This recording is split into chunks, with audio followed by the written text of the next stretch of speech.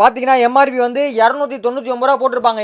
இது வந்து வெளியே வாங்கினா ஒரு பீஸ் 150 ரூபா விற்பாங்க கண்டிப்பாக. நம்ம 2 பீஸ் சேர்த்து இது மாதிரி 2 பாக்ஸ் வந்துடும். இது மாதிரி 2 பாக்ஸ் சேர்த்து வந்து வெறும் 149 ரூபாய்க்கு தர போகிறோம். அடேங்கப்பா, என்னடா இதை பவுல கையில் வச்சுலாருன்னு நினச்சிக்கிட்டீங்களா? இது பவுல் கிடையாது.